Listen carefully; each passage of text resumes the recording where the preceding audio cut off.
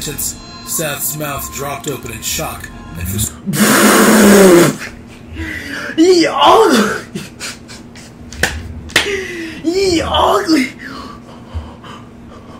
Like, when the judge pronounced their life sentence, Seth's mouth dropped open. That's what you get, you ugly mother. Like, bro, come on, bro. Like, why you trying to play it off and act cool, bro? You know. Like, boys on a kisser, stop phone full of scissor. Taught the lesson, they ain't lizard. Everything I got, I is her. Reach, he getting his her. Roll a leaf over a swisher. Fuck my chick, I know I get crazy on that liquor. Pop a year, get out his body. Double odds, I feel like Roddy. White boy, be robbing Tommy. Scott, I got that blibber. Oh, YouTube. She got me fired. Oh, my shit went out. Hold up. Hold up, y'all. Look, y'all. YouTube was good, G. It's your boy Kim Moneybag, and yes, I'm back in that mode. You feel me? Y'all already know this be happening to me. Don't make fun of me. But look, right? Today I'm back with another great reaction video, and I actually like this channel too, by the way. So we gonna do craziest courtroom moments of all time. Now, I just seen a lot of these shows on, what's that, regular TV, like back when I used to be a big fan of cable. If you still got a big back in your house that's sitting on a little ass TV stand, you need to be ashamed of yourself. And if I come across you, I'm going to tell you about yourself, young fella. But listen, right?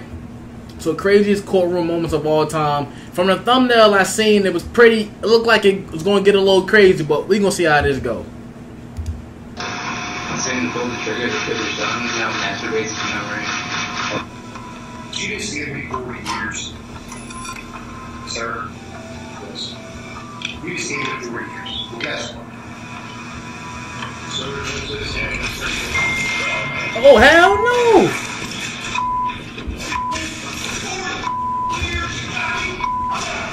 Hell no, bro, I need to crash out. It was crazy, like, bro, y'all saw him reaching automatically and y'all just gonna sit there. Now, what if he was a little quick and with a bow? You get what I'm saying? And would I try to take him off the map? You know, we can't use certain words on YouTube, you know. And of course, respect for the kids and the lovely people that love me. Love y'all niggas. But what I'm saying is, right, like, that's crazy, bro. You saw him reaching and y'all moved a little too late, man. Now, what if Brody was a little faster and he would have shebang? You feel what I'm saying?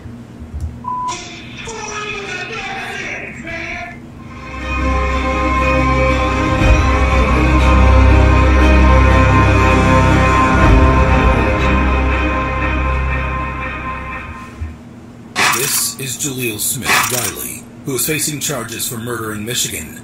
Smith Riley was involved in an armed robbery on November 16th, 2013 in Norwood, where he and two other men did robbery. Officials say Smith Riley was one of 3 men involved in an armed robbery the night of November 16th, 2013. On November 16th, 2013 in Norwood, where he and two other men approached a parked car. Inside the parked car was 20-year-old Portia Brooks and her boyfriend, Aaron Martin. Smith Riley knocked on the window with a handgun and forced Martin, who was in the passenger seat, out of the car. Jaleel then proceeded to go through Aaron's pockets and demanded his cash.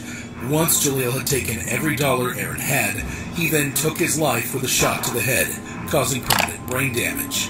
However, I don't be getting it though, like, no lie, like, I get it, that's, you know, like, a lot of people who go out here and commit crime, robberies and all that, you know, it's stupid stuff to do, but I'm looking like, if you going after certain gold, the money or the phone or the luxuries they got, why, like, I don't get why you add extra on, that don't even make sense, you get what I'm saying, like, I get sometimes, you know, when some people are encountered with those type of situations, you got some people who just go off of ego and be like, bro, you're not getting nothing, like, I'm gonna sit up here and I'm gonna defend myself. Now, me personally, and just to let y'all know, trying to, you know, fight over materialistic stuff and even a lot of money is stupid. Just get that stuff up, bro. But I'm saying, like, if you're going after a specific goal, why you do extra? Jaleel wasn't done there.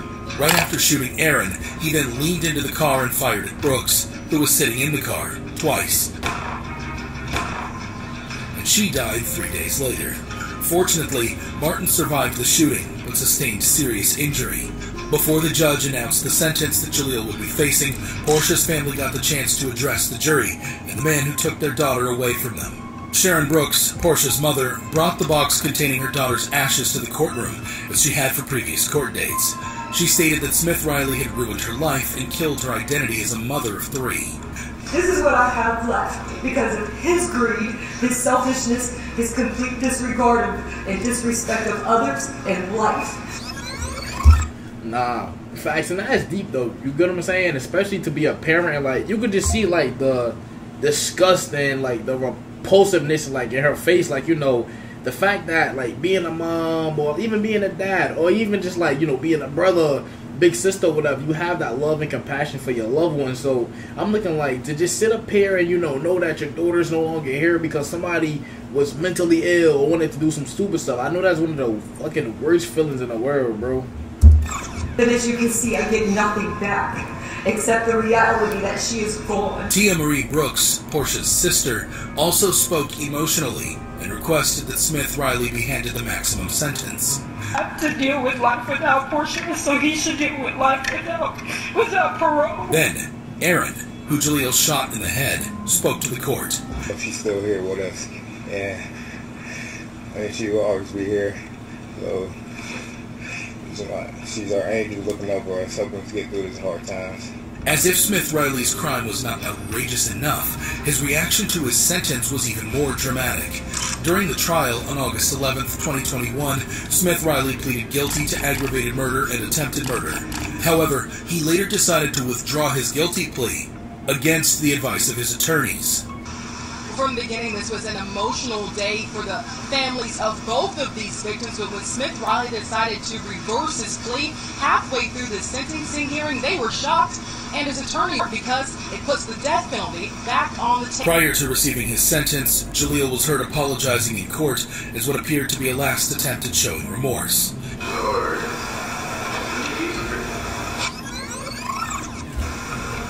This is what I'm going. Additionally, Jaleel's attorney made a final attempt at saving face. And he knows that he can't go back in time and undo what he did. Despite the tears and the apologies, Judge Charles Kubicki, presiding over the case in Hamilton County Common Pleas Court, denied Smith Riley's request and sentenced him to life in prison without the possibility of parole. The 23-year-old mom... I don't get it. Like, a lot of people who commit crimes really be looking at it like it's nothing, and I really just don't get it. Like, you really have a plan to take somebody, and especially somebody you don't know, you get what I'm saying, never seen a day in your life, just off the earth for specific selfish reasons, and then really be wanting like life handed easy to them, or be looking at the judge or the other people like they on some BS. Like, bro, like, you gotta understand, you took somebody's family member off the, man, how am I word this stuff? You did some things that will cause traumatic experiences forever to somebody else's family. You know, I gotta kind of tweak it, but that's what I'm saying. They really be looking at it as like, you know, why am I going through this? Like, bro, get your weird ass out of here. Monster that is currently rotting behind bars collapsed to the floor of the courtroom upon receiving his... Like, bro, come on, bro. Like, it's all dramatic. Like, bro, look how he fell out. Monster that is currently rotting behind bars collapsed to the... Like, come on, bro. You sat up here and did all that. You wasn't thinking about none of that when it came to these people's families or whatever had to go on. You get what I'm saying? You ain't have none of that stuff in mind. You was thinking about whatever you was trying to do, right? I'm gonna catch this lick or get whatever out of this person. Now you doing all like, come on. Come on, bro. Floor of the courtroom upon receiving his sentence. Smith Riley also received an additional sentence of 11 years for a related attempted murder charge. However bad you think Smith Riley's case was, it can't be compared to the infamous case of T.J. Lane. This is T.J. Lane, who's facing charges for multiple murders in Ohio. T.J. Lane was a convicted American murderer who gained notoriety after committing a horrific crime at Chardon High School in Ohio. On February 27, 2012, the Ohio Police Department responded to multiple calls from teachers and students that there was an active shooter in the building. High school, we had shots fired, guns, shots, multiple gunshots. According to police reports, Lane entered the school and headed to the cafeteria. It was here that T.J. Lane opened fire and killed 3 students and severely injured 3 others.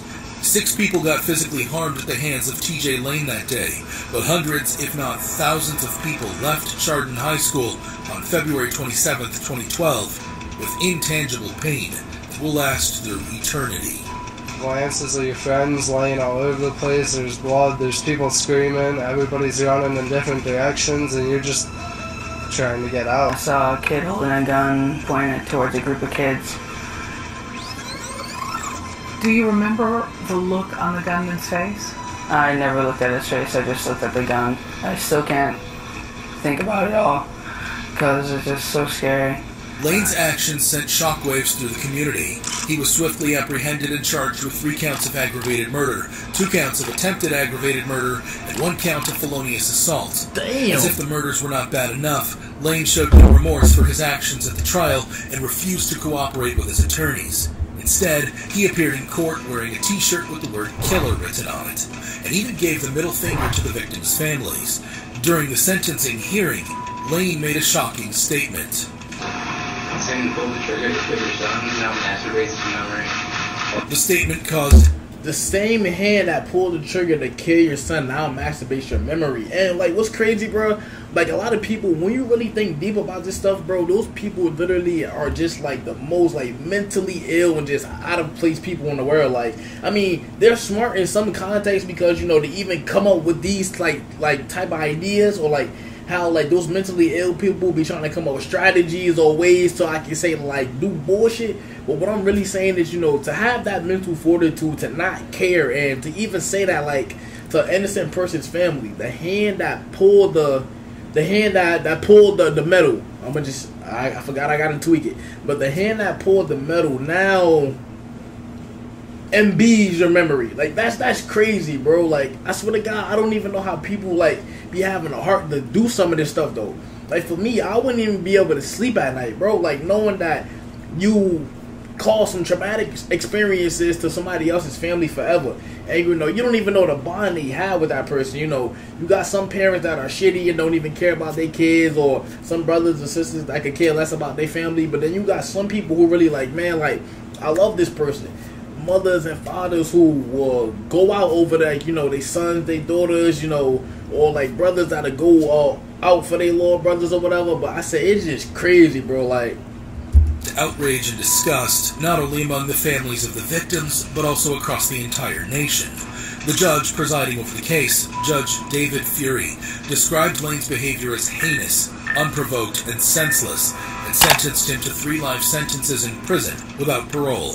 Lane didn't even bat an eyelid when he heard his sentence. He remained emotionless and unremorseful. Lane's behavior and reactions were likened to that of a psychopath. However, not every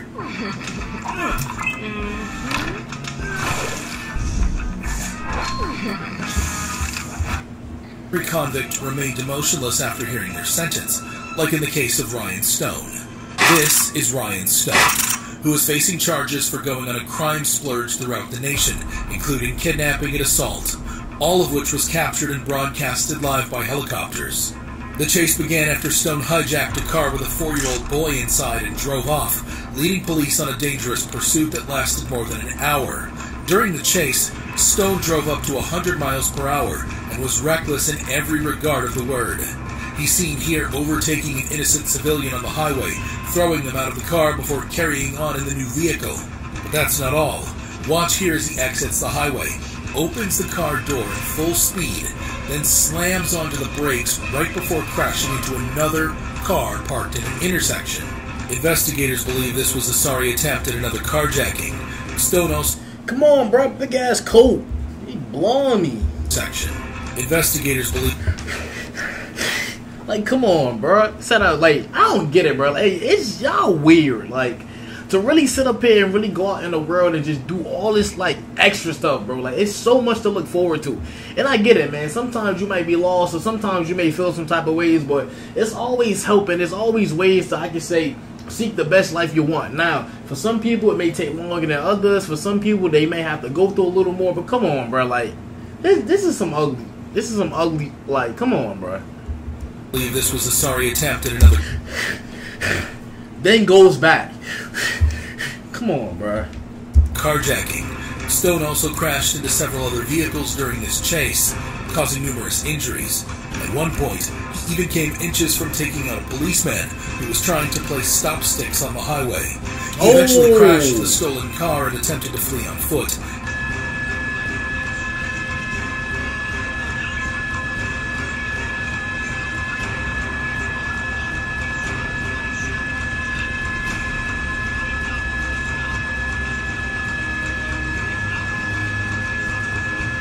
However, he was quickly apprehended by police and placed in a holding cell. As if Stone's actions weren't bad enough, he was caught on tape boasting about his actions to a friend who visited him in the cell. Hey, did you know I made the news in the UK and Australia? What? Yeah! My lawyer told me I made the news in the UK and Australia. If you type in Grand Theft Auto on YouTube, my shit comes up first. Ryan also believed that he should be compensated. Bro, you not cool, ass fade. Yeah, she was on the news. Like, bro, little ass cut. YouTube, my shit comes up first. Yeah, bro. You type GTA, bro, shit come up first, God. Like, bro, you not cool, bro. Like, they be killing me. Yeah, bro, you go on the news, I'm there. Like, bro, come on, bro. I don't know, man. I just pray, for all my peoples, I pray y'all be safe, man. It's a cold world out here. But, like I said, just as long as you do what you gotta do, stay out the way and stay true to you, you'll be good.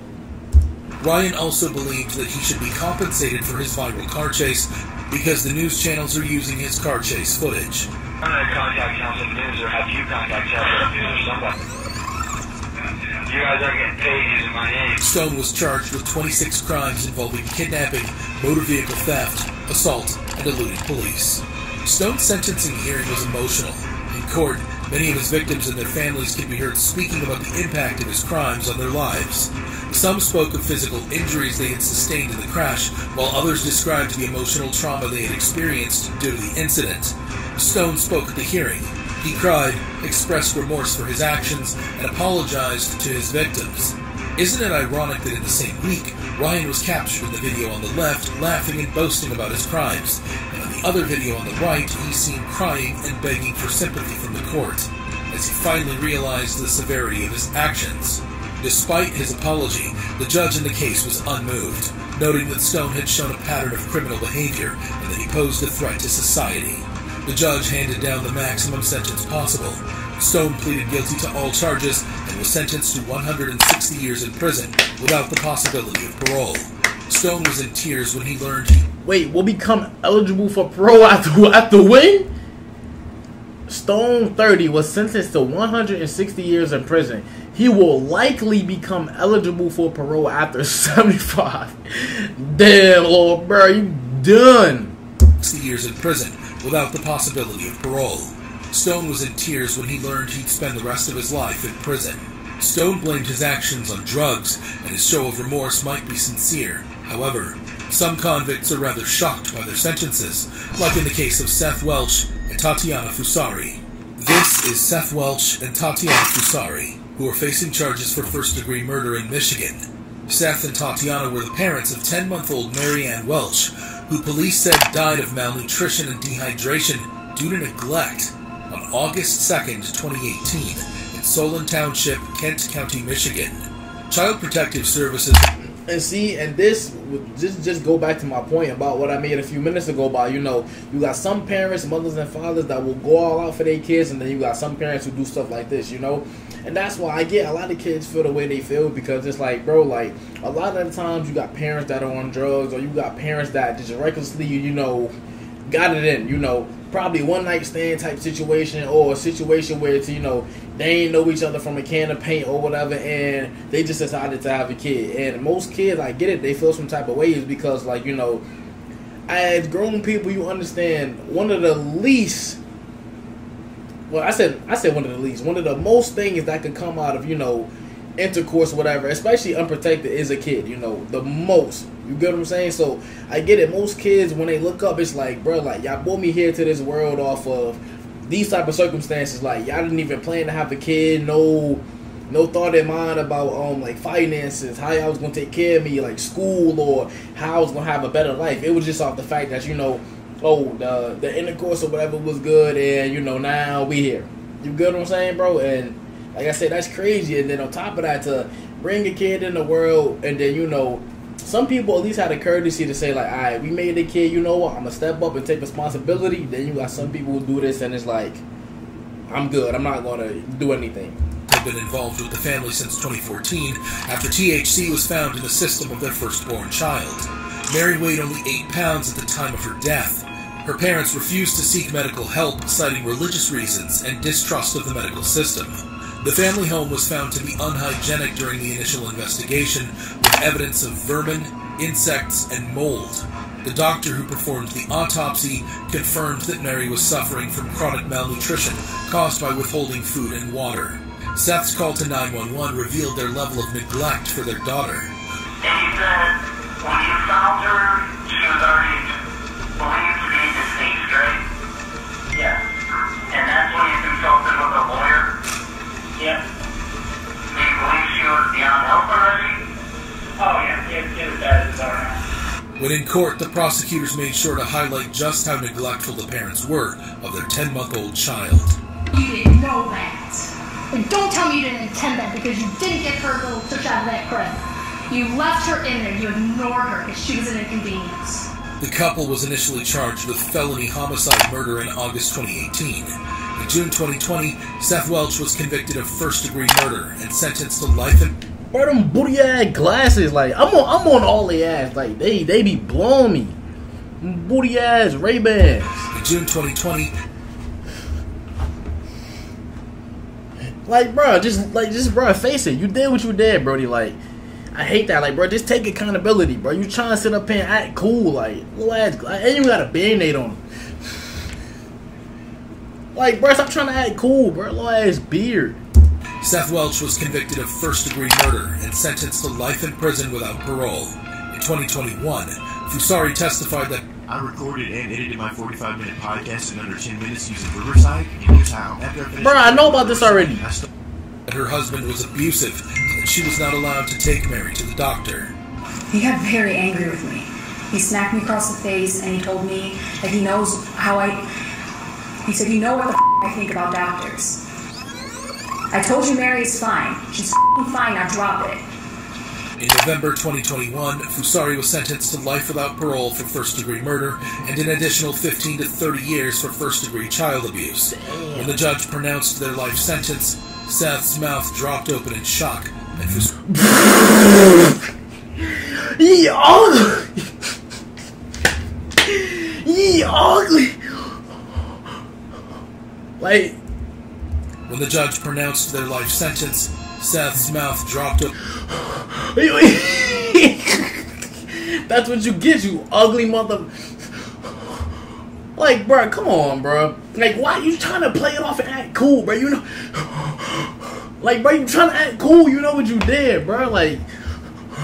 like... I'm happy. I'm happy for you, my guy. I'm happy that you learned your goddamn lesson. Open in shock, and Fusari started crying. For many people, this couple got what they deserved. However, this wasn't the only time a convict got a sentence that felt like justice. There was the case of Esteban Carpio. This is Esteban Carpio, who is facing charges for murder in Rhode Island. Carpio is an American murderer who killed a detective at a Providence police station in 2005. Providence Police Detective Sergeant James L. Allen and another detective were questioning Carpio at the Providence Police headquarters for accosting an 85-year-old woman, Madeline Gata. According to police reports, the second detective left to the third-floor interview room to retrieve some water. It was here where things took a turn for the worst. Carpio had asked for water, and the two detectives that were in there with him, one left to go get the water and lock the door behind him. And they tragically heard Detective Allen say, I think he's going to kill me. He's got my gun, he's going to kill me. By the time they broke it down, the officer was dying, and Carpio had jumped out the window. However, he was recaptured a few minutes later amid struggles with the police, but that was not the end of the drama. Due to the risky jump and struggles with the police, Carpio sustained injuries. When it came time for his sentencing, Carpio came to court wearing a mask designed to keep him from spitting at or biting others. His face was red, bruised. Damn, they did, bro, dirty. Like, you get what I'm saying? I don't feel bad though. Like, bro, these type of people, like, bro, that is crazy, bro. Like I said, it's a lot of stuff that happen in life, right? But like I said, this is one of the worst things. Like, I don't even get how people sleep at night knowing they do type of stuff like this, bro. To knowing that you cause traumatic experiences to somebody's family forever, bro. And like, for you to really go home, close your eyes at night and not have any anxiety, not any mental worry. Now, I'm sure some of them may do it out of emotional instinct and then look up like damn. But you know, like, I'm sure, like, bro, most of these, like, they don't be feeling nothing. Like, the way they be responding and stuff, like, he had to come in with a muzzle, like he was a dog, like he was a canine or something. Like, bro, like, that's different, bro. They damn dirty though. Like, shit's crazy. And swollen. When he appeared in court, his family members screamed and accused the police of brutality. The family believed that they forced him to wear the mask to try and hide the brutal revenge beating they gave Carpio behind closed doors. In fact, Carpio's aunt went on live TV to say this. It's gross police brutality. He was mentally ill, and he needed help, and we couldn't get him. We tried and tried, and he didn't deserve it. However, Providence Police Chief Dean M. Esserman argued that Carpio's injuries were sustained when he jumped from the third-floor interview room and resisted arrest. Damn. The FBI later investigated the police, but it was concluded that they did not use excessive force. No civil rights violation when injuries are incident to arrest. Meaning, if he's fighting the police officers, the officers have the right to use whatever force necessary to subdue the subject. On June 27, 2006, a jury found Carpio guilty of the murder of Detective Allen and the stabbing of Madeline Gatta. Despite his plea of insanity, Carpio was sentenced to life in prison without parole. At first, he showed little reaction to his sentence and remained unmoved. However, later, in an attempt to win over the jury, he was heard apologizing for his actions. Every day, I face the facts of what I did and what happened. Carpio claimed he was suffering from mental illness at the time of the crime, but the court didn't entertain the claims. However evil you think Carpio is, how does he compare to Kayla Mendoza, who tweeted this the same night she took 2 girls' lives in a deadly drunk... And what's funny about this one right here, I actually saw this on Facebook. Like, you know, when you watch a video on Facebook and you just scroll up and it don't even give you recommended videos along as to what you watch, but it give you like just random videos. Like, it could be a video of a dude playing with his dog, then it could be 2 Karens fighting. It was one of them, and I saw this. I'm not gonna spoil it in case y'all ain't see it, but I understand what happened in this. Drunk driving crash. This is Kayla Mendoza. Ms. Mendoza, to 2 counts of DUI manslaughter. That's count 1 and count 3. How do you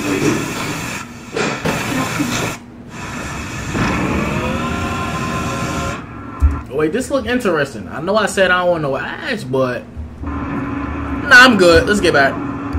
Who is facing charges for double manslaughter, among other charges in Florida.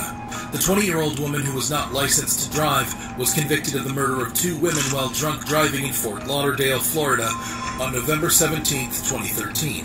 Before the crash, Mendoza went to a local bar with her manager and colleagues from her job, where she drank 2 fishbowl margaritas. A few hours later, Mendoza got behind the wheel of a Hyundai Sonata and drove the wrong way on the Sawgrass Expressway.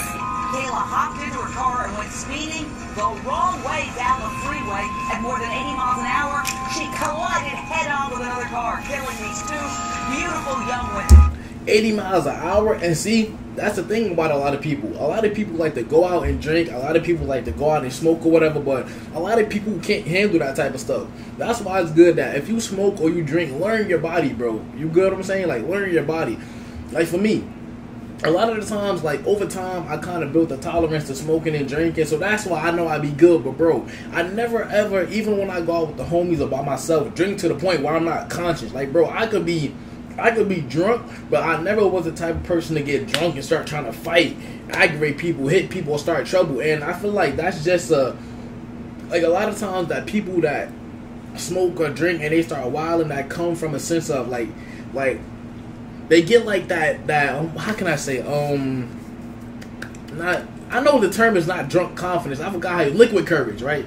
Liquid courage, or like smoking courage or whatever, like to do extra stuff. And but a lot of these people, they either don't have the tolerance for, or they have a lot of built up anxiety and, you know, fear in them or anger or whatever, and they need to let that stuff out, because for a lot of people, of course, substances or whatever could like hinder like, you know, your regular thought process or whatever. But I'm saying 9 times out of 10 though, a lot of this stuff don't be coming from the actual substance itself. Now that crazy out the blue stuff, I could kind of say that, you know, like the synthetic stuff or whatever. But I'm saying like for simple stuff like weed, or let's say you go out to have a drink or whatever, once you feel that stuff, bro, you gotta have that mental fortitude to understand like, alright, cool, down to like, y'all look how big this thing was. Hold up, wait, where's that? Florida. The 20-year-old Fort Lauderdale, Florida, on November 17th, 2013. Before the crash, Mendoza went to a local bar with her manager and colleagues from her job, where she drank 2 fishbowl margaritas.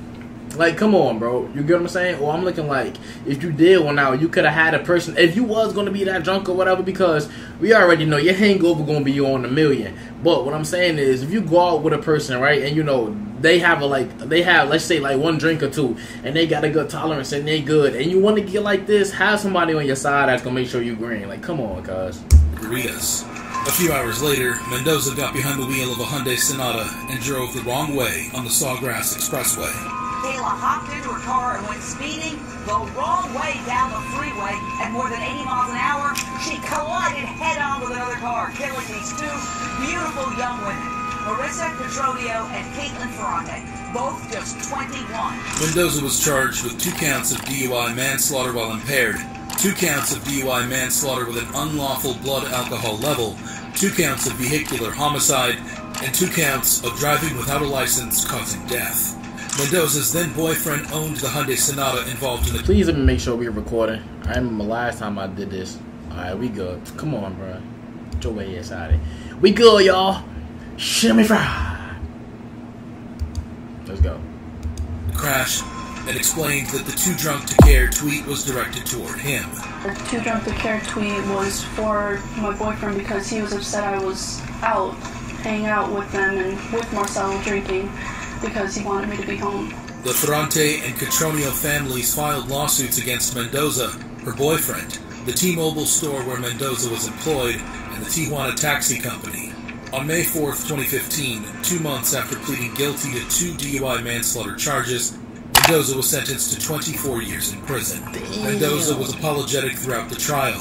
When she heard her sentence, her apology and crying intensified.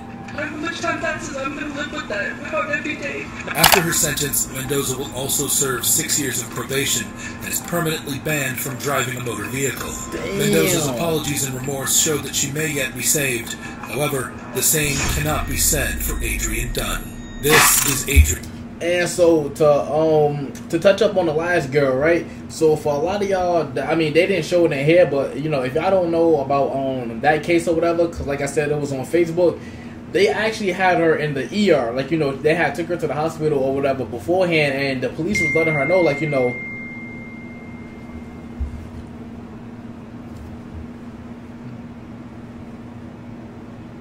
hold on, y'all.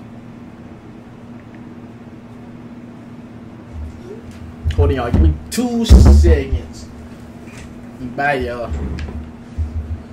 But yeah, so like what I was saying, right? So they actually had Shorty in the ER, and the police was explaining to her, like, you did some traumatic experiences to 2 people, right? And she was saying, like, you know, oh no, like, I guess, like, she wasn't aware of everything. Like, she was aware that she was driving, but she actually didn't understand the concept of what they were saying. Like, you know, you're going to jail after this. She like, oh, for what? Or, you know, like, oh, nothing's wrong. Or, you know, like, oh, like, I'm good, I'm aware of everything, but not even knowing that she fully did that to these people. Adrian Dunn, who is facing charges for murder in San Antonio. Adrian, an ex-convict, was sentenced for the murder of Rakeem Tariq Charles. Police said that Adrian shot Charles in the back during a drug deal in a parking lot on July 16, 2012. To make matters worse, this wasn't even Dunn's first encounter with law enforcement. To prison twice for possessing a firearm after this murder. He committed another shooting a month before this murder. And he's shown 0 remorse. Prosecutors urged the jury to impose the maximum sentence, noting that Adrian had an extensive criminal history and had shown no remorse for the murder. Prosecutor Jason Goss can be seen here holding the hand of the victim's parents. before arguing to the jury that a life sentence was necessary to prevent another family from suffering, as Charles' family had. Her son, who has to suffer, and this family who has to suffer because of the defendant. And that's why we're asking you for a life sentence. If you thought the crimes were horrendous, wait till you see how Adrian reacted to his sentence. Throughout the trial, Adrian showed no remorse and couldn't have been less concerned. He was found guilty of the crime. Still, his attorney argued that a sentence of 35 to 40 years would be more appropriate. His reasoning? Don't give Adrian a chance to go into prison and try to make something of himself so that when he gets out, if he ever gets out, he can try to be an asset to our community. However, the jury deliberated for just 2 hours before returning with a sentence of life in prison. As the jury's decision was read out, Adrian began to fight with Bexar County Sheriff's deputies, attempting to escort him from the courtroom. Dunn's behavior was marked by profanity and outbursts. He was eventually subdued and removed from the court. Adrian's case can be termed a drug case gone bad. However, while he remains stoic and Hey! Stop training people in Brandon, person. I get it, bro. Brandon, I get it, bro. I get it, my guy. I get that, you know. You want to sit up here and get your money, my boy. I like the fitness thing that you're doing, but I'm trying to record a vid, man. Stone Cold Steve Austin friend looking at me. Personal trainer. bad if there are other convicts who break down in court and feel genuine remorse for their actions, like in the case of Ellis Nelson Ortiz Nieves. This is Ellis Nelson Ortiz Nieves. The bruises, some of the bruises were in the shape of a belt buckle. I ain't gonna let you sit here and say no crazy shit about me, man. No, man, because he stays shit he don't even know, man. He's facing charges for the murder of an infant in Michigan. The cause of death was physical abuse, which was later ruled as murder. The 4-year-old boy, Giovanni Mejias, was the son of Ortiz Nieves' girlfriend, Sonia Hernandez. Sonia claimed she had no involvement in the crime. However, her neighbor had a different side of the story. Sonia was well aware. She was well aware of what was happening because she told him that was his responsibility to whoop them. Ortiz Nieves denied abusing the boy, but the judge and prosecutors believe his beating the child resulted in his death. Kent County deputies reported that when they arrived at the Gaines Township trailer, where Ortiz Nieves was left to care for several children under 11, it was here that they found Giovanni left on the kitchen floor. An autopsy showed that Giovanni died from internal bleeding caused by an abdominal tear, which would have been caught. An autopsy showed he died from it, and if he died from internal bleeding caused by an abdominal tear, it was an injury that would have been caused by an adult, not a child, investigator said. A nearly 2-inch tear in the mesentery, I guess, which attaches the stomach, small intestine, and the other organs to the posterior wall of the abdomen, causes Mejia to bleed. Damn. And 2 broken. Caused by an adult, not a child. During the trial, Kent County Circuit Court Judge Mark Trusock can be heard condemning Ortiz Nieves' actions, reprimanding him in very strong words, and insisting that he should never be allowed out of prison. You are the lowest form of human life that I've been able to observe or see. That you committed this murder and that you beat this little boy to death. The judge described the injuries suffered by Giovanni before his death, causing Ortiz Nieves to become upset and struggle with deputies, who had to remove him from the courtroom. You had put cigarettes out on this poor little child. There was evidence of that from the pictures. Anybody says anything back there?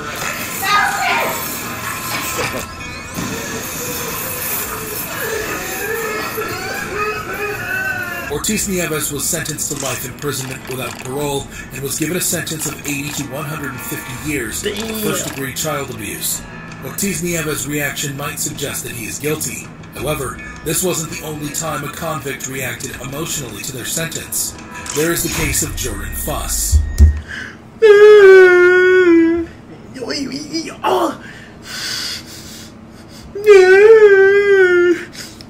Let's see, y'all. This is Jordan Fuss. I'm sorry. Bro, I'm sorry. Bro, ass. Why, Shawn Michaels cut. Sorry. I wish it was me. He did not deserve it. I did. Facing charges for manslaughter in Fort Lauderdale, Florida. The 22-year-old was found guilty of DUI manslaughter in a 2014 crash that claimed the life of 6-year-old Santiago Geraldo. Fuss, shaking uncontrollably as he entered the courtroom with his family, had a blood alcohol level of 0.21%, which is more than twice the legal limit. He was traveling over 90 miles per hour on Sterling Road when he crashed his 2004 Infiniti G35 into another vehicle at Davie Road just before midnight on October 3rd, 2014. Damn! Prosecutors had sought the maximum sentence for the crime. Fuss' attorney argued for a reduced sentence, stating that his client had been so remorseful that he had contemplated suicide. However, prosecutors stated that Fuss had admitted to using alcohol and smoking marijuana since the crash. The Geraldo family cried in court, while the defense argued for a lighter sentence. Santiago's father took the stand and had this to say while staring directly into Jordan's eyes. May God forgive you, as I can. You didn't just take my son's life, he took mine too. During the... Nah, I feel that shit though, bro. Like, at the end of the day, man, like I said, for the parents that, like, even for me, you know, like, I got a little brother, and I got friends, I care about my family and my peoples or whatever, right? So it's like, when you genuinely want the best for your people, bro, a lot of stuff hit, even if it's outside of you, but, you know, like, you make that a part of you, man, like, you know, to be a loving person, to care for your people. So, and, like, look, you can see, like, the sincerity, like, in his dad. My son's life, he took mine too. You get what I'm saying, bro? Like, you could just see, like, at the end of the day, like, he really cares about his son, man. And well, I'm just speaking from this, you know, I don't know this guy, I don't know the relationship he, like, you know, how he treated his son or whatever, but I'm just saying, like, you know, like, you can see the sincerity, and, like, you can see, like, you know, like, when you actually have a care for somebody, bro, you know, like, you know, you, I can say, I'm trying to explain it without, like, making it seem like, you know, I can say, like, in our what's that, like a attachment thing in a bad way, like, you know, how you got, like a little brother, or, like, how you care about your mom or whatever. At the end of the day, like, you love them, but it's like, you're still, like, detached, but they're a part of you, though, like, you know, and especially for him, like, you know, this is his seed or whatever, so for him, you know, having all this love and care for his son, especially to him being young, like, you know, that's crazy. During the trial, Fuss can be seen apologizing to the victim's family in tears. I'm sorry. I'm sorry. I'm sorry. Like, come on, bro. Little ass Shawn Michaels cut. I wish it was me. He did not deserve it. I did. He also expressed his love for his family members and girlfriend, whom he met online after the crash. Then came the verdict, as Jordan was sentenced to 14 years in prison. Court imposes the lowest permissible prison sentence allowable by Florida's Criminal Punishment Code, 14.625 years. He continued crying as he learned his fate. I love you guys so much. I love you.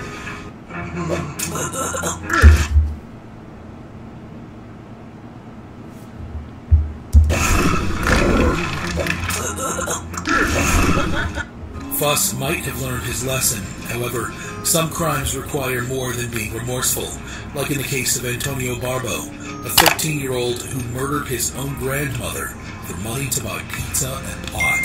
This is Antonio Barbo, who is facing charges for murder in Wisconsin.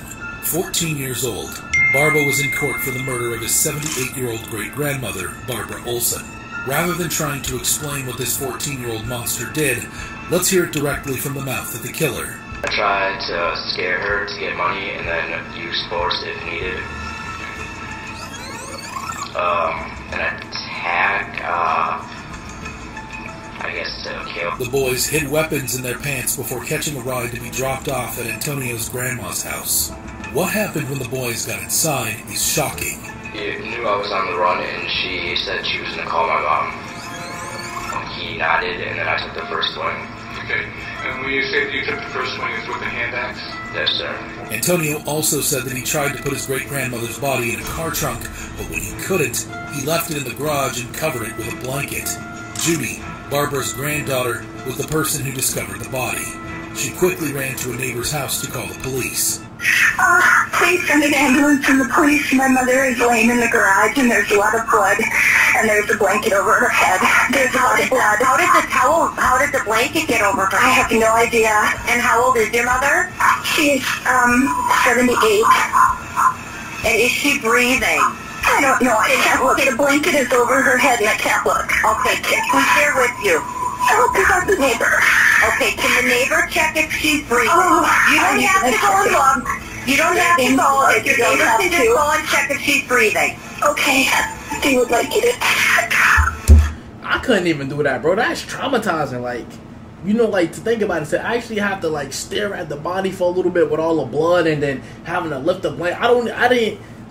I wouldn't even want to touch any part of that, bro. Like, cause like I said, like, bro, that just, like, it'll feel like, for a minute, like your soul just, like, left out your body, bro. Like to have to check on that, for me, even if I was a neighbor on some like being genuine shit, I would do it, especially for somebody I love, or, you know, like, if it's a true emergency, because a situation like this, you wouldn't want, like, the same back. But I was just saying, like, bro, that's rough. Are you sending somebody? I'm working on it. I need to know if she's breathing. While Judy and her neighbor are left frantic to call for help and try and save Barbara, Antonio and his accomplice used the $155 to get high and enjoy some pizza. During the trial, you can see Barbo reading a statement, apologizing for the killing and asking for forgiveness. Barbo said he regretted his actions. Regardless of his apologies, Barbo was sentenced to life imprisonment as he continued crying. However shocking you think Barbo's case was, LaShirley Morris's case gives it a run for its money. This is LaShirley Morris, who is facing charges for murder in Atlanta. LaShirley is accused of killing 3-year-old Kwan Mason. The cause of death was physical abuse with a baseball bat, which was later ruled as a homicide. The incident occurred October 21st, 2017, when Morris beat the boy as punishment. But what punishment could be so severe that a child is beaten to death? Well, listen here. And then a violent death for taking a cupcake from the kitchen. A child... Bruh. You sat up here and did traumatic experiences to your son for taking a cupcake out of the kitchen. I mean, if he had too many sweets already, or he wasn't supposed to be eating it, all you had to literally do was explain that to him or take it. You get what I'm saying? Just teach him the importance of not eating too much sugar at once. Like, bro, y'all be on some bullshit. Like, I don't know. Like, y'all are weird. You get what I'm saying? Like, I said, for me, if my son would have did that, I'd have just told him the importance of not having too many sweets at once, or if it was time for him to go to bed or something, then I would have fired his ass up. You get what I'm saying? But like I said, like, I don't know, bro. Like, y'all are the worst parents, bro. Like, a lot of y'all gotta stop having kids, cuz. Who was inside the home witnessed the attack and reported the events to the police. Not awake, he's not alert. No, he's not alert. He was breathing at first. Now he's not breathing. Morris's sister, Glendria Morris, was also charged in the child's death because she did not intervene during the incident. The victim, Kwan Mason, lived with Glendria Morris, who was also his legal guardian at the time of the alleged killing. Kwan and 3 of his siblings entered the Division of Family and Child Services care after their mother was arrested on a reckless conduct charge in March 2017. According to DFCS records, Mason allegedly left her children home alone, had anger issues, and abused the children. Geraldine Mason, the victim's mother, was released in April 2017 and reunited with one of her children, but requested temporary guardianship for Kwan and his twin brother, according to DFCS records. In court, the 911 call LaShirley made showed that the baby was already dead before first responders arrived. LaShirley Morris was found guilty of murder, aggravated assault, and cruelty to children charges, and was sentenced to life in prison with the possibility of parole after pleading guilty to murder. LaShirley's actions were horrible. However, Hoskins' reaction seemed to top it. This is Jaleel Hoskins, who is facing charges for murder in Michigan for the murder of his girlfriend Latrice Mays. Mays, a mother of 5, disappeared in March of 2013. Her sudden and mysterious absence led to her family wanting answers and ultimately a nationwide search. Initially, Hoskins denied being involved with the murder whatsoever. I have nothing to do with the murder. No living being should ever be y'all processed killing for me, every bro. single meal of their life. Trombone head at me. I have nothing to do with the disappearance. However, Hoskins quickly changed his plea when he heard the testimonials and evidence being argued against him.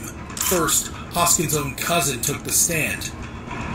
After the domestic or whatever happened, I guess she, after they left, she said she was going to tell the police that he stabbed her while doing it.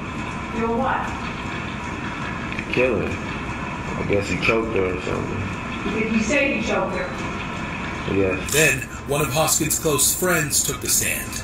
Said, I did her, I need some help, I can't carry her by myself. Lastly, on the same day of the murder, police dashcam footage showed them responding to a call Latrice had made in which she claimed Hoskins was abusing her. After hearing the piles of evidence against him, Hoskins was forced to change his plea. Hoskins pleaded guilty to the murder of Latrice Mays and also admitted to tampering with the evidence. Hoskins, a habitual criminal offender, decided to take Mays' life because he was afraid she would report his assault on the father of 2 of her children to the police. Hoskins was initially charged with open murder, which carries a mandatory life sentence without the possibility of parole. Mays was afraid she would not regain custody of 2 of her children if she did not cooperate with law enforcement in the assault against the children's father. Hoskins was given a maximum life sentence in prison as a repeat offender. He attacked the podium before being restrained by police.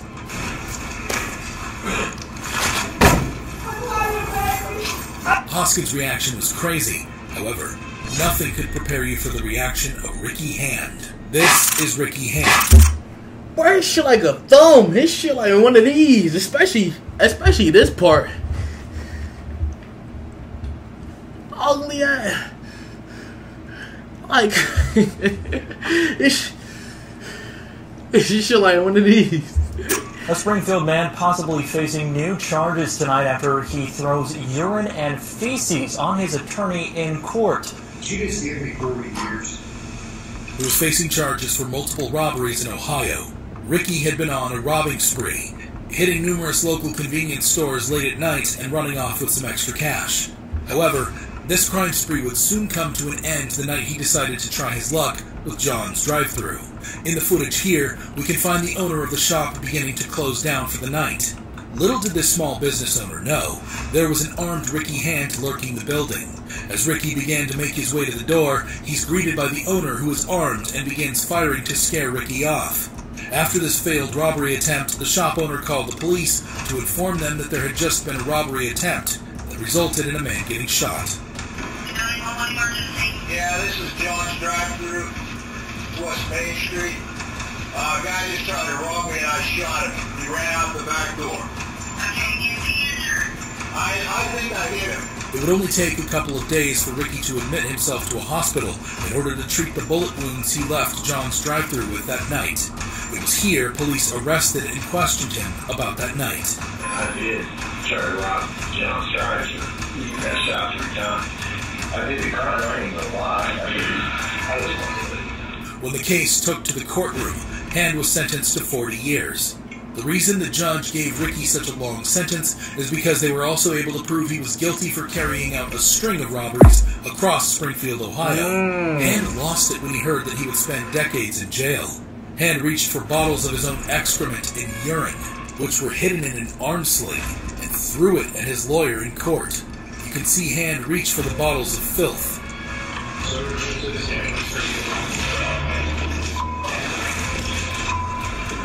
As a result of the courtroom incident, Hand was charged with an additional 5 counts of harassment with bodily substances, 1 for his attorney and 4 for the deputies present. He's also charged with obstructing official business and retaliation. If you thought these reactions were shocking, you'd be amazed at this video of dangerous killers who wanted the death penalty. Oh man, like y'all, let's go. Like y'all, how I said before, man, this is interesting. Like, I really love this channel, Courtroom Consequences, man. This channel is very, very, very interesting, man. Yo, y'all go check that out, bro. Y'all go get a feel of like how it is for all these crazy people out here in the world. But y'all, I appreciate you for y'all for watching with me. Remember y'all, for all y'all who smoking, shit me fried. If you smoking and somebody tell you to spark up, all you gotta say is that shit got me fried. I can't smoke it. But for y'all, I love y'all, man. My boy Money Back signing out. Turn up with your dogs or you gon' turn up by yourself?